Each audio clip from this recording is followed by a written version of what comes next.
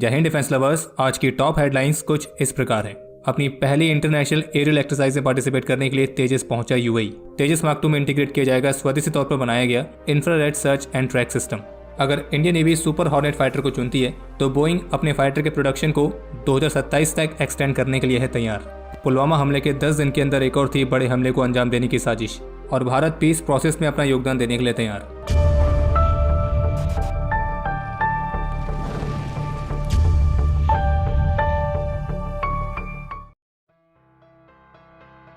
तो आज का सबसे पहला अपडेट यही है कि भारत का प्राइड एलसीए तेजस इंटरनेशनल एरियल एक्सरसाइज में डेब्यू करने के लिए तैयार है। 27 फरवरी से यूएई में multilateral air exercise desert flag का 8वां एडिशन आयोजित किया जाने वाला है, और इस मल्टीलेटरल एरियल एक्सरसाइज में इंडियन एयरफोर्स के 5 एलसीए तेजस और 2 C-17 ग्लोबमास्टर 3 एयरक्राफ्ट पार्टिसिपेट कर रहे हैं। और इंडियन एयरफोर्स का जो कंटिजेंट है वो ऑलरेडी यूएई पहुंच चुका है, जिसमें इंडियन एयरफोर्स के 110 एयर वॉरियर्स भी शामिल हैं। ये जो डेजर्ट फ्लैग एक्सरसाइज है ये 27 फरवरी से 17 मार्च तक आयोजित की जाएगी, और इसमें भारत के अलावा UAE, France, Kuwait, Australia, UK, Bahrain, Morocco, Spain, Korea और यूएस, तो इन देशों के एयरफोर्सेज भी पार्टिसिपेट करेंगी। और ऐसा पहली बार है जब एलसीए तेजस भारत से बाहर आयोजित होने वाले किसी एरियल एक्सरसाइज का हिस्सा बनेगा।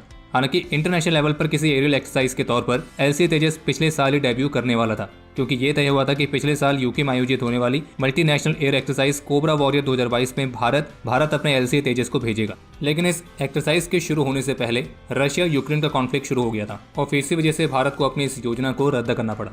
लेकिन अब यूएई में जो ये डेजर्ट फ्लैग एक्सरसाइज आयोजित हो रही है, तो इसमें एलसीए तेजस इंटरनेशनल एरियल एक्सरसाइज में अपने डेब्यू के लिए तैयार है। हालांकि एलसीए तेजस दूसरे देशों में आयोजित किए गए कई सारे अलग अलग एयर शोज में पार्टिसिपेट कर चुका है, लेकिन कभी भी भारत से बाहर आयोजित की गई किसी कॉम्बैट एक्सरसाइज का हिस्सा अभी तक नहीं बना था। और जैसे कि आप सभी जानते होंगे कि कई सारे देश हैं जिन्होंने एलसीए तेजस को खरीदने में दिलचस्पी दिखाई है, तो इसलिए जो ये डेजर्ट फ्लैग एक्सरसाइज है ये तेजस को अपनी कैपेबिलिटीज पूरी दुनिया के सामने प्रदर्शित करने का एक नया अवसर देगी, और जिससे तेजस के एक्सपोर्ट के चांसेस भी बढ़ेंगे, क्योंकि जैसा कि आप सभी ने सुना होगा जो दिखता है वही बिकता है।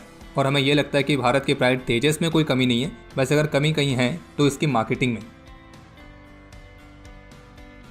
जेन्स.com की तरफ से जारी की गई रिपोर्ट के मुताबिक HAL स्वदेशी तौर पर बनाए गए infrared search and track system की टेस्टिंग कर रही है, और ये जो सिस्टम है इसे खास तौर पर तेजस मार्क 2 के लिए विकसित किया गया है। रिपोर्ट के मुताबिक तेजस मार्क 2 वेरिएंट में मिसाइल अप्रोच वार्निंग सिस्टम और एक इम्प्रूव्ड कॉकपिट के साथ इंटरनली माउंटेड IRST यानी कि infrared search and track sensor वाला फीचर होने की भी उम्मीद है। और जेन्स.com के इस रिपोर्ट में तेजस मार्क 2 के प्रोजेक्ट मैनेजर के हवाले से बताया गया है कि इस स्वदेशी IRST सिस्टम का जो डिजाइन है passive infrared airborne track equipment, जिसे शॉर्ट फॉर्म में कहते हैं पायरेट, तो इसी पायरेट IRST सिस्टम की तरह ही होगा, जिसे मुख्य रूप से यूरोफाइटर टाइफून प्लेटफॉर्म के लिए बनाया गया था और इसे विकसित किया था यूरोफर्स्ट ने। और इसलिए यूरोफर्स्ट के इस पायरेट IRST सिस्टम की तरह ही HAL का जो ये स्वदेशी IRST सिस्टम है, तो ये भी long range dual band system है, जो कि एक बड़े फील्ड ऑफ व्यू के साथ मल्टीपल टारगेट्स को ट्रैक कर सकता है, और ये एयर टू एयर और air to ground target tracking भी बड़ी आसानी से कर सकता है। और बाकी अगर आप में से कोई इस IRST सिस्टम को रडार के साथ कंफ्यूज कर रहा है, तो आपको बता दें कि ये इंफ्रारेड सर्च एंड ट्रैक यानी कि IRST सिस्टम और रडार्स दोनों ही सेंसर्स हैं, और दोनों का ही इस्तेमाल किया जाता है लंबी दूरी तक किसी थ्रेट को डिटेक्ट और ट्रैक करने के लिए। लेकिन रडार्स और ये IRST दोनों के ही अपने अपने एडवांटेज हैं और अपने अपने ही डिसएडवांटेजेस हैं। बाकी आप ये भी कह सकते हैं कि ये दोनों सेंसर्स एक दूसरे को कॉम्प्लीमेंट करते हैं। जैसे कि जहाँ पे रडार काम नहीं कर पा रही वहाँ पे IRST सिस्टम काम करता है। जैसे कि अगर कोई लो ऑब्जर्वेबल थ्रेट है जिसमें स्टेल्थ कैपेबिलिटीज हैं, तो इसलिए उस थ्रेट को रडार तो डिटेक्ट नहीं कर पाएगी, लेकिन जो ये IRST सिस्टम है वो उसको डिटेक्ट कर सकता है उसके रेडिएशन या फिर इंफ्रारेड सिग्नेचर से।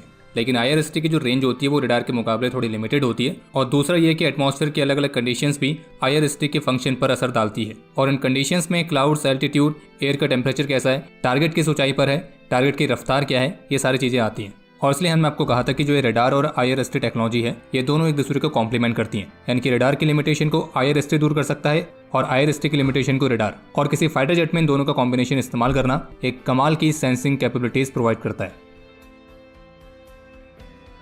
कितने गाजी आए कितने गाजी गए, ये सुनकर आप सभी के माइंड में former Chinar corps commander lieutenant general KGS Dhillon sir की ये वाली तस्वीर माइंड में जरूर आई होगी। और जहाँ तक कि आप सभी इस बात से अवेयर होंगे, अगर नहीं भी हैं तो भी कोई बात नहीं, हम बता देते हैं कि lieutenant general KGS Dhillon sir द्वारा लिखी गई एक बुक जिसका नाम है कितने गाजी आए कितने गाजी गए, तो ये लॉन्च हुई है। और इस बुक में ढिल्लन सर ने अपनी लाइफ स्टोरी शेयर करी है।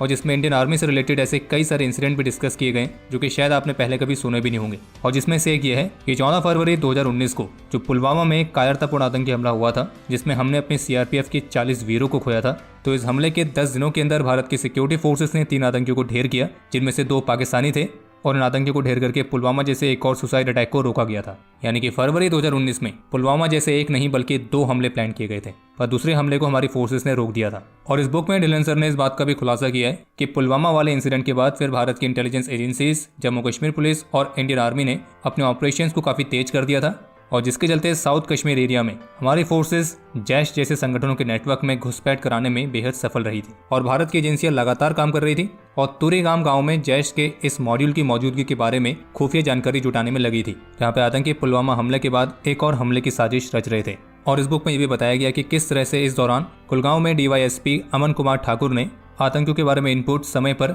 लोकल राष्ट्रीय राइफल्स यूनिट को शेयर करी थी और खुद आगे रहकर अपने लोगों के साथ इस ऑपरेशन का नेतृत्व भी किया था। और इंडियन आर्मी और अदर एजेंसीज के साथ 24 फरवरी 2019 की रात को एक जॉइंट ऑपरेशन की योजना बनाई गई, क्योंकि हम इस ऑपरेशन में विफल होने का जोखिम नहीं उठा सकते थे। यानी कि हमारी फोर्सेस को हर हाल में इस ऑपरेशन को सफल बनाना था, क्योंकि अगर ये ऑपरेशन फेल हो जाता तो आतंकी पुलवामा में अपनी सफलता के 10 दिनों के भीतर एक और बड़े हमले को अंजाम दे सकते थे। लेकिन इसी ऑपरेशन के दौरान DYSP अमन कुमार ठाकुर और नायब सूबेदार सोमवीर ने अपने अदम्य साहस और वीरता का परिचय देते हुए अपने जीवन का सर्वोच्च बलिदान दिया था। बाकी कितने गाजी आए कितने गाजी गए नाम की इस बुक में ऐसे ही और भी कई सारे इंसिडेंट्स हैं जो शेयर किए गए, जिनके बारे में शायद आपने पहले कभी नहीं सुना होगा। तो हम तो आप सभी को रिकमेंड करेंगे कि आप एक ना एक बार इस बुक को जरूर पढ़िएगा। ये जो बुक है ये अमेजॉन पर उपलब्ध है, और हाँ, ये कोई पेड प्रमोशन नहीं है, ये बस हमारी तरफ से आप सबके लिए एक रिकमेंडेशन है, क्योंकि हम खुद इस बुक को पढ़ चुके हैं। और अगर आपको इस बुक का एक रिव्यू चाहिए तो आप हमें कमेंट सेक्शन में लिख के बता सकते हैं। हम पूरी कोशिश करेंगे इस बुक का एक रिव्यू लाने की, कि इस बुक को पढ़ के हमारा क्या एक्सपीरियंस रहा है। भारत की Navratna defence PSU Bharat Electronics Limited ने विशाखापट्टनम पोर्ट सिटी में एक नए सॉफ्टवेयर डेवलपमेंट सेंटर को ओपन किया है। और BEL की जो ये सॉफ्टवेयर डिवीज़न है, ये डिफेंस और नॉन डिफेंस दोनों ही तरह के डोमेन्स में कई अलग अलग तरह के एप्लीकेशंस के लिए अलग अलग सॉफ्टवेयर सर्विसेज प्रोवाइड करेगी। और बाकी software intensive joint development projects के लिए BEL DRDO के साथ भी टीम अप करेगी।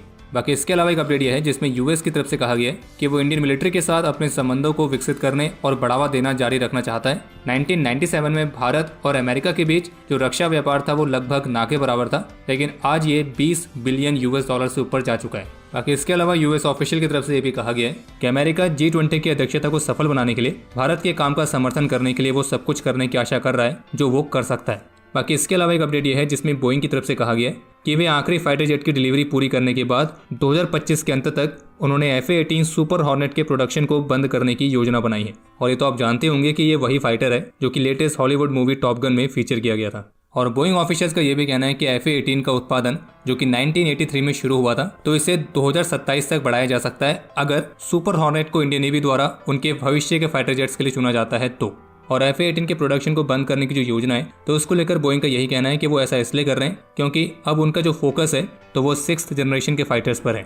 और कंपनी का ये भी कहना है कि F/A-18 का प्रोडक्शन बंद करने से उनके T-7A Red Hawk trainer jet और autonomous refuelling aircraft MQ-25 Stingray, तो इनके उत्पादन को बढ़ाने में अब बोइंग ज़्यादा ध्यान केंद्रित कर पाएगी। और इन दोनों का ही उत्पादन सेंट लुइस में होता है। और अब सेंट लुइस वाली फैसिलिटी में F/A-18 की जो लाइन है वो बंद होने के बाद फिर वहाँ पे केवल F-15EX की ही प्रोडक्शन लाइन बचेगी, जब तक कि कंपनी US एयरफोर्स के 6th जनरेशन फाइटर प्रोग्राम को नहीं जीतती है। और बाकी US का जो ये 6th जनरेशन फाइटर प्रोग्राम है, तो इसके बारे में थोड़ी सी ही डिटेल सामने अभी तक आई हैं। और बाकी इस प्रोग्राम के लिए लॉकहीड मार्टिन, नॉर्थरॉप ग्रूमैन तो ये भी कॉम्पीट कर रहे हैं। जर्मन चांसलर ओलफ शोल्ज के साथ एक जॉइंट प्रेस मीट को संबोधित करते हुए भारतीय प्रधानमंत्री श्री नरेंद्र मोदी का कहना था कि भारत और जर्मनी के साझा लोकतांत्रिक मूल्यों और एक दूसरे के हितों की गहरी समझ के आधार पर दोनों के बीच काफी मजबूत संबंध है। और अगर भारत और जर्मनी के बीच सहयोग बढ़ता है तो ये न केवल दोनों देशों के लिए फायदेमंद है बल्कि दुनिया को भी एक सकारात्मक संदेश देता है। बाकी जर्मन चांसलर के साथ भारतीय प्रधानमंत्री ने कई सारे बायलैटरल, रीजनल और इंटरनेशनल इश्यूज को डिस्कस किया है। और इसी के साथ भारत ने रशिया यूक्रेन कॉन्फ्लिक्ट को डिप्लोमेसी और डायलॉग के माध्यम से ही रिजॉल्व करने पर जोर दिया है। और भारतीय प्रधानमंत्री की तरफ से कहा गया है कि रशिया यूक्रेन वाले मामले पर किसी भी तरह की पीस प्रोसेस में भारत अपना योगदान देने के लिए तैयार है। और बाकी जर्मन चांसलर के इस भारत विजिट के दौरान दोनों देशों के बीच इनोवेशन और टेक्नोलॉजी में अपने कोऑपरेशन को इनहेंस करने पर सहमति बनी है। और इसके अलावा 6G जैसी टेक्नोलॉजीज में भी कोलैबोरेशन को लेकर दोनों देशों ने अपने बीच की पोटेंशियल को रिकॉग्नाइज किया है। इसके अलावा एक अपडेट ये है कि भारतीय प्रधानमंत्री ने इंडियन आर्मी को उनकी कुछ और पुरानी परंपराओं को खत्म करने के लिए आदेश दिए और ये जो परंपराएं हैं खास तौर पर अंग्रेजों के जमाने से चलती आ रही हैं और उनके ही द्वारा चलाई गई थी, जैसे कि सार्वजनिक कार्यक्रमों में घोड़े से चलने वाली बग्गियों का इस्तेमाल करना, आर्मी ऑफिसर के रिटायरमेंट पर पुलिंग आउट सेरेमनी और डिनर के दौरान पाइप बैंड का उपयोग। तो इन सभी परंपराओं को खत्म करने के लिए कहा गया है और आर्मी की सभी यूनिट्स को आदेश भी जारी कर दिए गए हैं। और जबकि आर्मी कई और तरह की पुरानी परंपराओं और उनके नामों को बदलने पर भी विचार कर रही है, जैसे कि कुछ यूनिट्स के अंग्रेजी नाम, भवनों, प्रतिष्ठानों, सड़कें, पार्क, किचनर हाउस, तो इस तरह की संस्थाओं के नाम बदलने की भी समीक्षा की जा रही है। और आप सभी को ध्यान होगा कि प्रधानमंत्री नरेंद्र मोदी ने स्वतंत्रता दिवस पर 5 प्रण लिए थे, जिसमें विकसित भारत, गुलामी की हर सोच से मुक्ति, विरासत पर गर्व, एकता और नागरिकों की तरफ से अपने कर्तव्यों की पालन। तो ये वो 5 प्रण इसमें शामिल हैं। और बाकी जिस तरह पिछले साल इंडियन नेवी के नए ध्वज के साथ गुलामी के प्रतीक को हटाया गया, तो अब उसी तरीके से इंडियन आर्मी से भी अंग्रेजों की निशानियों को मिटाने के लिए जो प्रक्रिया है वो शुरू हो चुकी है। बाकी इसके अलावा एक अपडेट ये है जिसमें यूएस स्टेट डिपार्टमेंट के सीनियर ऑफिशियल की तरफ से इस बात पर गहरी चिंता व्यक्त की गई है कि चीन द्वारा भारत के 2 पड़ोसी पाकिस्तान और श्रीलंका को, इन दोनों को जिस तरह से लोन दिए जा रहे हैं, तो उस लोन का इस्तेमाल चीन अपने फायदे के लिए बलपूर्वक भी कर सकता है। हालांकि कुछ ऐसी भी रिपोर्ट्स आई हैं कि पाकिस्तान की इकोनॉमिक क्राइसिस में अब पाकिस्तान की मदद के लिए चीन के अलावा ईरान और उज्बेकिस्तान भी सामने आए हैं। लेकिन अगर बात करें चीन की, तो हमारे ओपिनियन में चीन पाकिस्तान की मदद नहीं कर रहा है, बल्कि वो पाकिस्तान को धीरे धीरे खरीद रहा है। और पाकिस्तान की आर्थिक स्थिति कितनी खराब हो चुकी है उसका अंदाजा भी इस बात से भी लगा सकते हैं कि अब पाकिस्तान में ये कोई नहीं कहता होगा कि सरकारी नौकरी सरकारी होती है। और ऐसा हम इसलिए कह रहे हैं क्योंकि लेटेस्ट रिपोर्ट के मुताबिक अब पाकिस्तान सरकार ने अपने अकाउंटेंट जनरल को निर्देश दिए कि अब कोई भी बिल्स को क्लियर ना किया जाए, इसमें सैलरीज भी इंक्लूड हैं। और यहाँ तक कि पाकिस्तान की मिनिस्ट्री ऑफ फाइनेंस और रेवेन्यू ने भी accountant general of Pakistan revenue को निर्देश दिए कि फेडरल मिनिस्ट्रीज, डिविजन्स और उनसे अटैच डिपार्टमेंट, उन सभी के बिल्स को क्लियर करने वाली प्रोसेस है उसको रोक दिया जाए जब तक कि अगला नोटिस जारी नहीं किया जाता है। यानी कि अब पाकिस्तान में सरकारी नौकरी वालों को भी सैलरी मिलनी मुश्किल हो रही है। और इसलिए हम कह रहे हैं कि पाकिस्तान में सरकारी नौकरी सरकारी होती है, ये वाला सिस्टम अब नहीं चलता है। बाकी अब समय है आज के इतिहास का। आज के दिन 1983 में अपने अदम्य साहस और वीरता का परिचय देते हुए असम राइफल्स के नायक तेग बहादुर थापा ने अपने जीवन का सर्वोच्च बलिदान दिया था और हमारे इस वीर को मरणोपरांत कीर्ति चक्र से सम्मानित किया गया। आज के दिन 2002 में HPT-32 दीपक ट्रेनर एयरक्राफ्ट के क्रैश में स्क्वाड्रन लीडर DK सुरेश और फ्लाइट लेफ्टिनेंट विनीत भारद्वाज ने अपने जीवन का सर्वोच्च बलिदान दिया था। आज के दिन सन 2000 में जम्मू कश्मीर में एक ऑपरेशन के दौरान अपने अदम्य साहस और वीरता का परिचय देते हुए कैप्टन गुरप्रताप सिंह चहल वीरगति को प्राप्त हुए थे।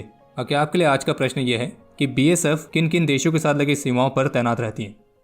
समय है आज के टॉप 3 कमेंट्स का, जो ये रहे आपकी स्क्रीन पर।